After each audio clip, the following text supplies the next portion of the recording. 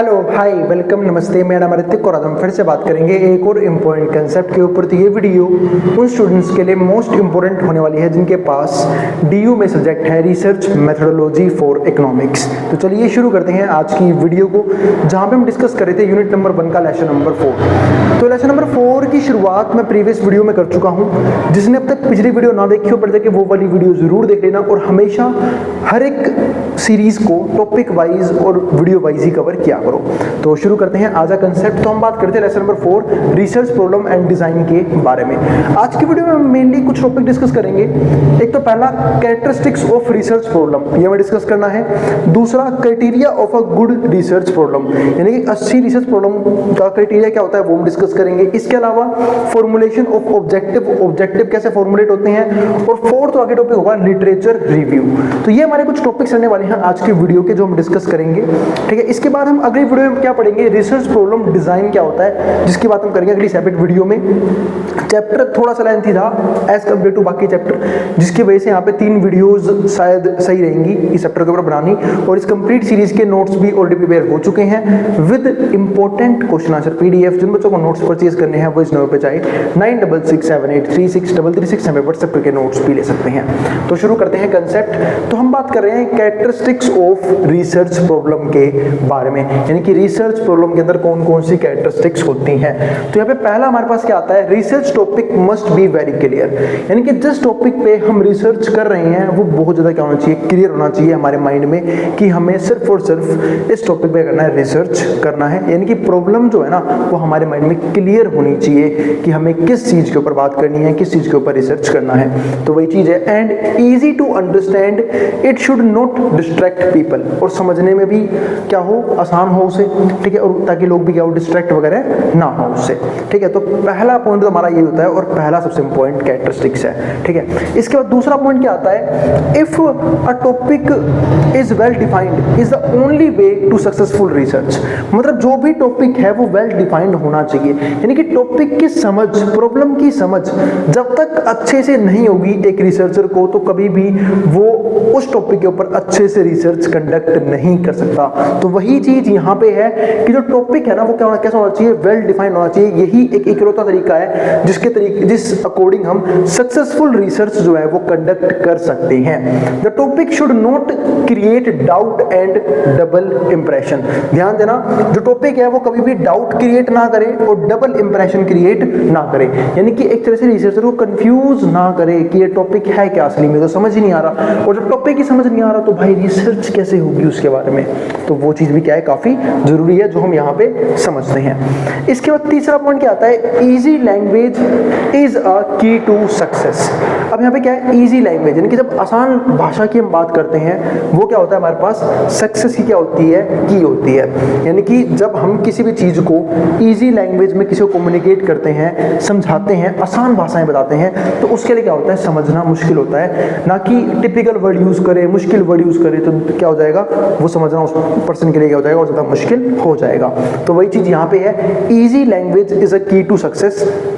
Use technical words if necessary, otherwise focus of simplicity. तो बिल्कुल सही बात है, यानी कि टेक्निकल वर्ड्स जब भी यूज किए जाएं जब सही में उन टेक्निकल वर्ड्स की जरूरत हो, है ना। बहुत से लोग आपने देखा होगा ना कि सिर्फ इंग्लिश में बोलने की वजह से या फिर कुछ हैवी वर्ड्स बोलते हैं कि हमारा इंप्रेशन अच्छा पड़ेगा, पर इससे कोई फायदा नहीं है। भले ही आप कितनी अच्छी इंग्लिश बोल लो, भले ही आप कितने ही टफ वर्ड्स बोल लो या फिर टेक्निकल वर्ड्स बोलो, लेकिन अगर मान लेते हैं कि अगर आपको वही सेम चीज अगर सिंपल भाषाएं बोलनी आती तो सिंपल भाषाएं बोलनी चाहिए। क्योंकि कम्युनिकेशन का मतलब ये नहीं होता कि मुझे अपनी कम्युनिकेशन स्किल अच्छी दिखानी है, मुझे अपनी लैंग्वेज अच्छी दिखानी है, मुझे ये भी दिखाना है, मुझे भी देखना है कि सामने वाले को वो चीज समझ में आ रही है या नहीं आ रही है। तो वही चीज यहाँ पे है, ठीक है। तो easy language is a key to success. Use technical words if necessary, अगर जरूरत है तभी टेक्निकल वर्ड यूज करो, वरना सिंपल रहने दो लैंग्वेज को।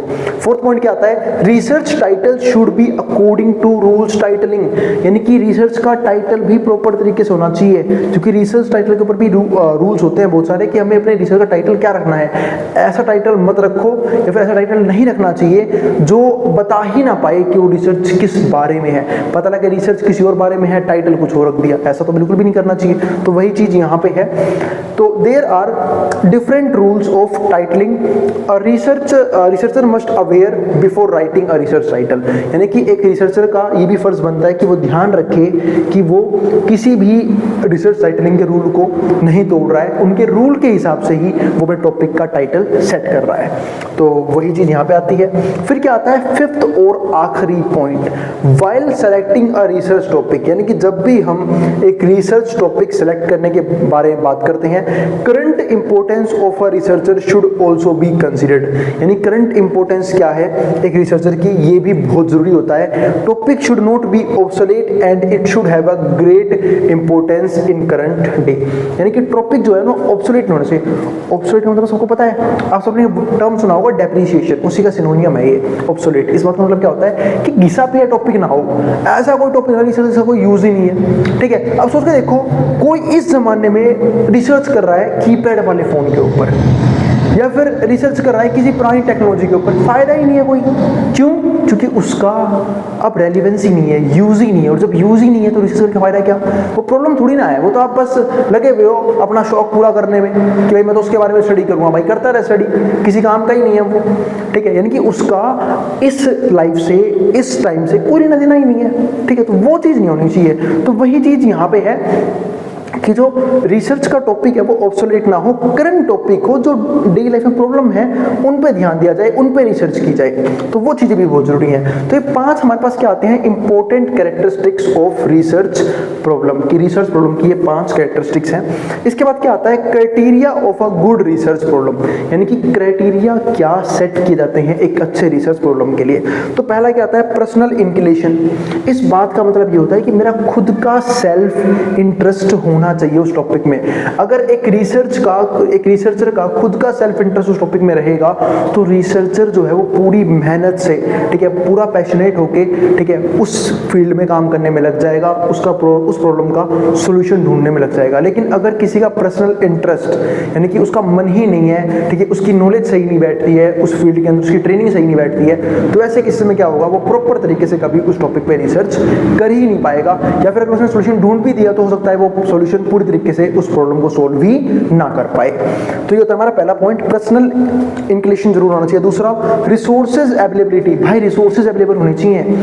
रिसर्च फ्री में नहीं होता, टाइम लगता है रिसर्चर का, पैसा लगता है, ठीक है, एकोमोडेशन चाहिए, अदर एक्सपेंसेस है रिसोर्सेज के लिए, ठीक है। तो भाई पैसा यानी कि रिसोर्सेज होने बहुत जरूरी है। जैसे आपने सुना भी होगा कि कुछ एग्जाम्स ऐसे होते हैं या फिर जो गवर्नमेंट करवाती है जहाँ पे गवर्नमेंट जो है वो रिसर्च करने के लिए पैसे देती है, ठीक है। एक हम वहाँ पे एक वर्ड यूज़ करते हैं, हाँ, साइफन, ठीक है, वो गिवन होता है किनको, प्रोफेसर्स को या फिर उन लोगों को, ठीक है। जैसे कि एग्जाम नेट JRF है, ठीक है, वहाँ पे जो गवर्नमेंट है वो पैसा प्रोवाइड करती है कि भाई आप जो है रिसर्च करो, उसके लिए आपको क्या देंगे, पैसा प्रोवाइड करेंगे। तो भाई किसी एक फील्ड में जब भी हम रिसर्च के बारे में बात करते हैं तो वहाँ पे हमारे पास प्रॉपर रिसोर्सेज भी अवेलेबल होने चाहिए।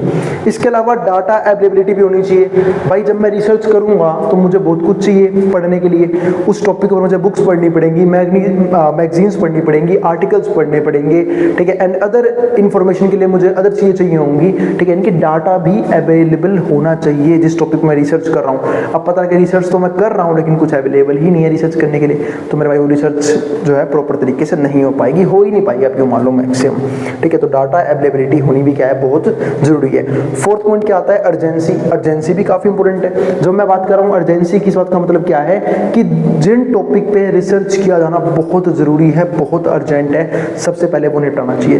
क्योंकि हम लोग भी तो वही काम करते हैं ना जो हमारी प्रायोरिटी में आता है, कि जिसकी जो काम करना सबसे ज़्यादा जरूरी है हमारे लिए उस टाइम पे, तो हम उस टाइम पे वही काम कर रहे होते हैं। ऐसे ही यहाँ पे भी चीज़ है कि अर्जेंसी जिस टॉपिक की है, जोन से प्रॉब्लम बहुत ज़्यादा दिक्कत दे रहे हैं लोगों को, पहले वो प्रॉब्लम सॉल्व करनी चाहिए, वहाँ पर रिसर्च करनी चाहिए ताकि ज़्यादा से ज़्यादा लोगों को बेनिफिट हो पाए उस रिसर्च का। इसके बाद क्या आता है, फिफ्थ पॉइंट फिजिबिलिटी, यानी कि जिस फिजिबिलिटी का मतलब क्या है कि जब रिसर्चर है उसको जिस चीज़ के लिए ट्रेनिंग दी गई है, ठीक है, जिस चीज़ की उसको नॉलेज दी गई है, एजुकेशन प्रोवाइड की गई है, उसे हमेशा उससे रिलेटेड टॉपिक पे ही रिसर्च करनी चाहिए। जैसे फॉर एग्जांपल जब मैं बात कर रहा हूँ कि भाई कुछ लोग एग्जाम क्रैक करके रिसर्च करने की कोशिश करते हैं, तो भाई अगर मान लेते हैं किसी ने इकोनॉमिक्स की फील्ड में अच्छा काम किया है या फिर इकोनॉमिक्स में उसने आगे तक एग्जाम जाके क्रैक किए हैं और उसे रिसर्च के लिए पैसा मिल रहा है, तो वो सिर्फ इकोनॉमिक्स की फील्ड में रिसर्च करेगा ना, क्योंकि उसे उस फील्ड की प्रॉपर नॉलेज है, वहाँ पे वो अच्छे तरीके से काम कर सकता है। लेकिन अगर एक रिसर्चर इकोनॉमिक्स का है तो मैं साइंस की फील्ड में रिसर्च करूंगा, पॉसिबल ही नहीं है भाई। तो कैसे रहेगा, तेरे को नॉलेज ही नहीं उस चीज़ की, तेरे को फिजिक्स नहीं पता क्या होता है, केमिस्ट्री नहीं पता, कैसे नहीं हो पाएगा काम। तो वही चीज़ यहाँ पे है कि फिजिबिलिटी जिस चीज़ की है उसी फील्ड में काम करना चाहिए। एरिया कल्चर कैसा है उसका, ठीक है, वो हमें देखना पड़ेगा, ठीक है। और सेवंथ अदर कुछ चीज़ें, अदर्स में क्या आता है भाई हमारे पास कि लोगों का इंटरेस्ट कैसा है, प्रॉपर नॉलेज है कि नहीं है, मतलब अदर जो भी चीज़ें आती हैं, ठीक है, ये भी क्या है, इंपॉर्टेंट है,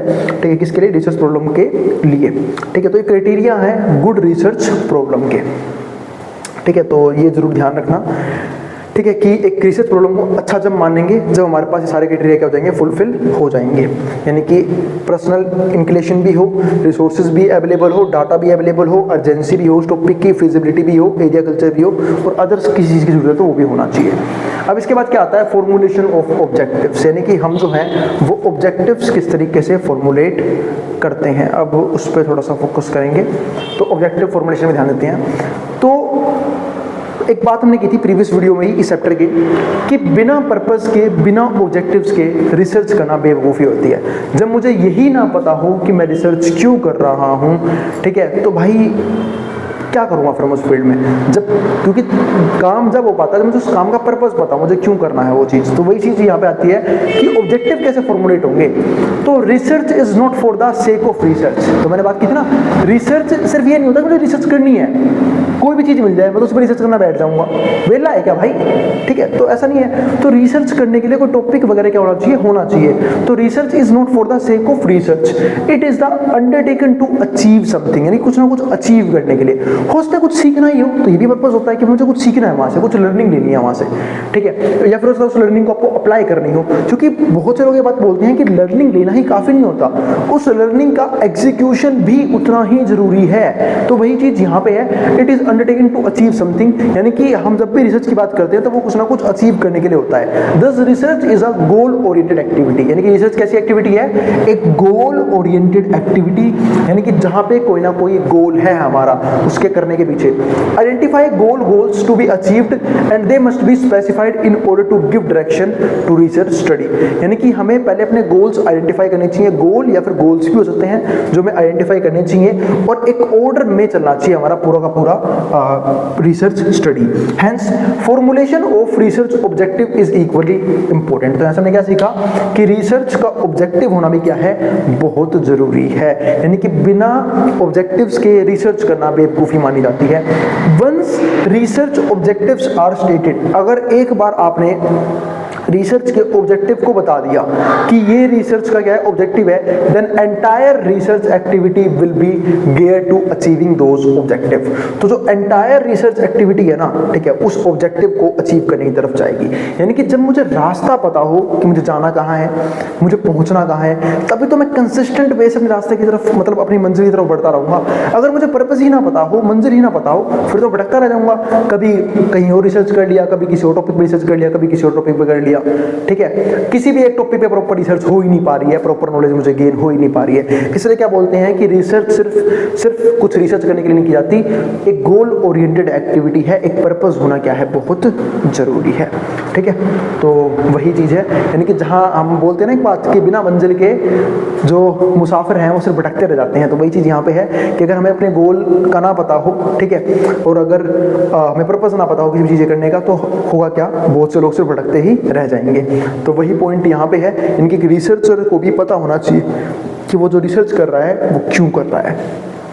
इसके बाद क्या आता है लिटरेचर रिव्यू, ये भी काफी इंपॉर्टेंट पॉइंट है। जब लिटरेचर रिव्यू की बात करते हैं तो यहाँ पे हम बात करते हैं कि जो भी डाटा अवेलेबल है रिसर्च के लिए वो अलग फॉर्म्स में अवेलेबल है, बुक्स हो सकता है, मैगजीन्स हो सकती हैं, आर्टिकल्स हो सकते हैं। अब तो इंटरनेट पे दुनिया भर के रिसर्चर्स मौजूद हैं, पुराने रिसर्च आप स्टडी कर सकते हो नॉलेज के लिए, यानी कि दुनिया भर की चीजें हैं। यानी कि एक रिसर्चर अपने रिसर्च के लिए वो सारा डाटा अरेंज करता है अपने आसपास, जो भी उसके टॉपिक के अकॉर्डिंग क्या है रेटेड, जो भी उसके टॉपिक से क्या है रेटेड है। तो वही चीज यहाँ पे है, an exhaustive and critical review of professional literature familiarise the researcher with current state of knowledge. यानी कि एक एग्जॉस्टिव और क्रिटिकल रिव्यू बहुत जरूरी है एक प्रोफेशनल रिसर्चर के लिए, वो भी किसका, एक प्रोफेशनल लिटरेचर का। यानी कि जो भी लिटरेचर उसके पास है उसको जाके देखना पड़ता है उसे कि उसमें वो नॉलेज अवेलेबल है भी कि नहीं है, जो उसके लिए क्या है रिक्वायर्ड है, जो रिसर्च के लिए क्या है रिक्वायर्ड है। तो वही चीज यहाँ पे है, it helps in understanding of problems and hypothesis. ये हेल्प करता है ताकि हम प्रॉब्लम को और अच्छे से समझ पाएं, और जितना ज्यादा हम अच्छे से प्रॉब्लम को समझेंगे सॉल्यूशन भी उतना जल्दी और बेहतरीन आना शुरू हो जाएगा।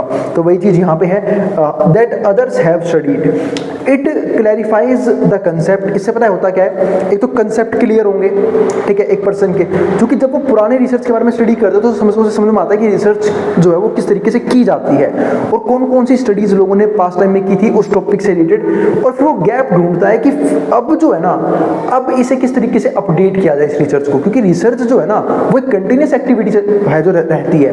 क्योंकि रिसर्च हो सकता है भाई जो आपने आज जो आपने इन्फॉर्मेशन गैदर की रिसर्च में, वो फ्यूचर में किसी यूज की ना हो जाए, क्योंकि फ्यूचर में सर्कमस्टांसेस अलग होंगी, चीजें बदल जाएंगी उस प्रोफेशन के अंदर भी, उस प्रॉब्लम के अंदर भी। तो अपडेट करना रिसर्च को बहुत जरूरी है। तो इसलिए रिसर्चर जो है ना वो पास्ट रिसर्च को हमेशा पढ़ते रहते हैं कि पास्ट के रिसर्च में कौन कौन से गैप्स हैं जो हमें फिल करने हैं और कौन कौन सी चीजें हैं जो हमें अपडेट करनी है।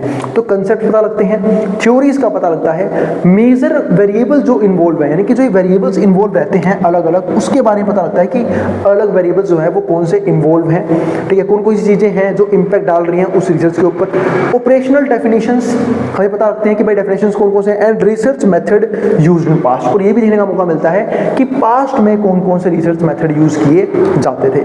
तो this contributes to cumulative nature of scientific knowledge, और ये कंट्रीब्यूट करता है क्युमुलेटिव नेचर, वो भी किसका, साइंटिफिक नॉलेज का।